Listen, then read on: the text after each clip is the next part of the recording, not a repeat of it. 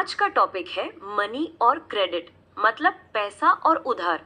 सुनते ही लगता है अरे ये तो रोज का मामला है, लेकिन इसके पीछे की कहानी ट्रस्ट मी एकदम मसालेदार है।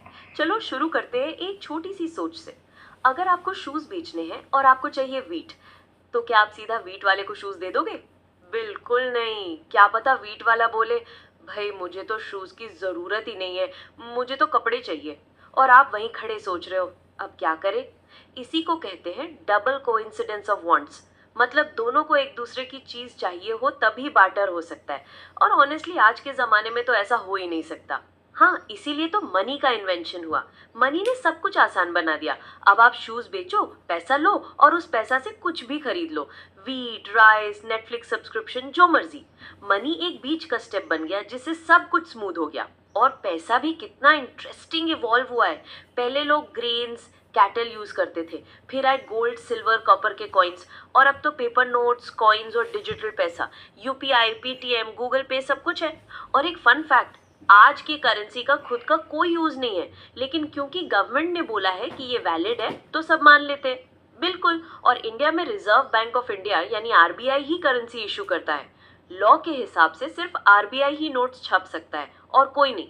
इसलिए जब आप किसी को रुपी में पेमेंट करते हो तो सामने वाला मना नहीं कर सकता। लीगल टेंडर है बॉस।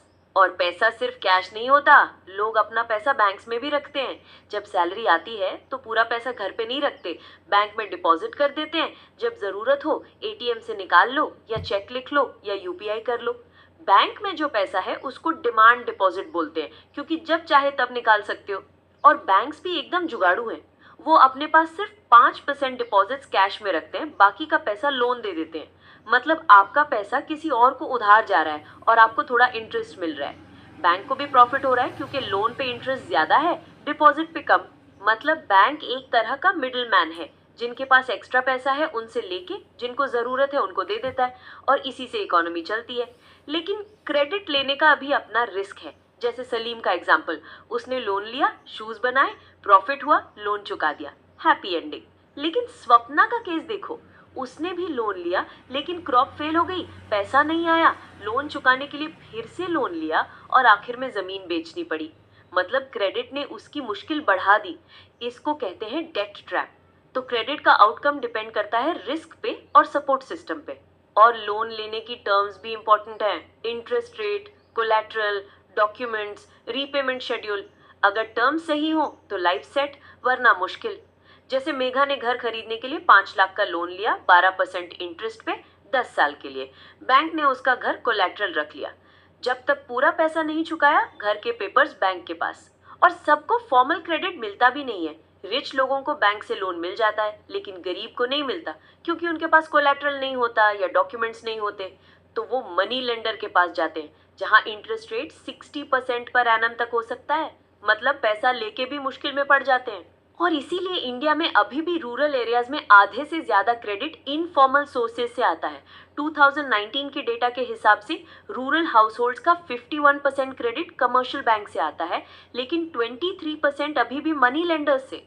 और गरीब अर्बन हाउसहोल्ड्स का 54% लोन इनफॉर्मल सोर्सेज से है, जबकि रिच हाउसहोल्ड्स का सिर्फ 17%।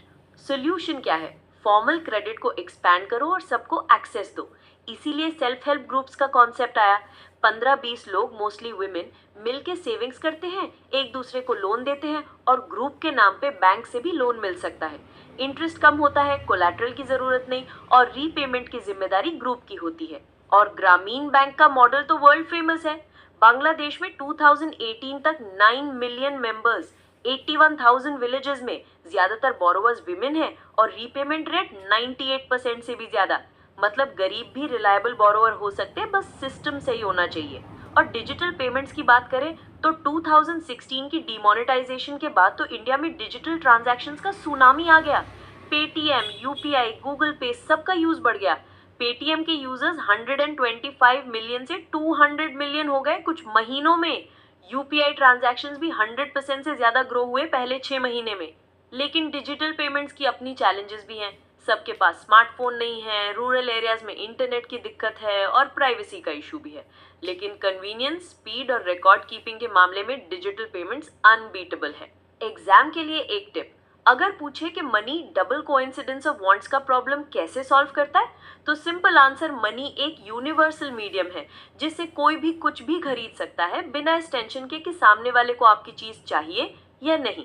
और अगर पूछे कि फॉर्मल और इनफॉर्मल क्रेडिट में क्या फर्क है, तो फॉर्मल में बैंक, कोऑपरेटिव सोसाइटी, आरबीआई का रेगुलेशन, सही टर्म्स, कम इंटरेस्ट। इनफॉर्मल में मनी लेंडर, ट्रेडर, एम्प्लॉयर, कोई रेगुलेशन नहीं, इंटरेस्ट रेट हाई, रिस्क भी हाई। और सेल्फ हेल्प ग्रुप्स का बेसिक आइडिया, गरीब लोग मिलके अपनी सेविंग्स पूल करते हैं, एक दूसरे को लोन देते हैं और ग्रुप के नाम पे बैंक से भी लोन मिलता है। इंटरेस्ट कम होता है, कोलैटरल की जरूरत नहीं और रीपेमेंट की जिम्मेदारी ग्रुप की होती है। और अगर पूछे कि आरबीआई बैंक्स को कैसे सुपरवाइज करता है, तो आरबीआई बैंक्स की इंस्पेक्शन करता है, उनके रिपोर्ट्स चेक करता है, कैश रिजर्व रेशियो मेंटेन करवाता है और इंश्योर करता है कि बैंक सबको फेयर क्रेडिट दे। और एक और एग्जाम हैक, अगर पूछे कि स्मॉल फार्मर्स को बैंक से लोन क्यों नहीं मिलता, तो आंसर कोलैटरल नहीं होता, डॉक्यूमेंट्स नहीं होते और बैंक्स को लगता है रिस्क ज्यादा है, इसलिए वो मनी लेंडर के पास जाते हैं जहां टर्म्स उनके लिए अनफेवरेबल हो सकते हैं। सोल्यूशन क्या है? किसान क्रेडिट कार्ड, कोऑपरेटिव्स, एसएचजीज और गवर्नमेंट स्कीम्स। और हाँ, फाइनेंशियल लिटरेसी भी जरूरी है ताकि लोग समझ सकें कि लोन लेना है या नहीं और टर्म्स क्या है। तो दोस्तों, पैसा और उधार की कहानी सिर्फ नंबर्स की नहीं, पूरी सोसाइटी की है। समझ के चलो, स्मार्टली चलो और एग्जाम में मस्त मार्क्स लाओ। और हाँ, पैसा हाथ का मैल है, लेकिन समझदारी से यूज करो वरना मैल चिपक भी सकता है। अगले एपिसोड तक के लिए अपना ख्याल रखो और फाइनेंशियल निंजा बनो। Bye and happy studying.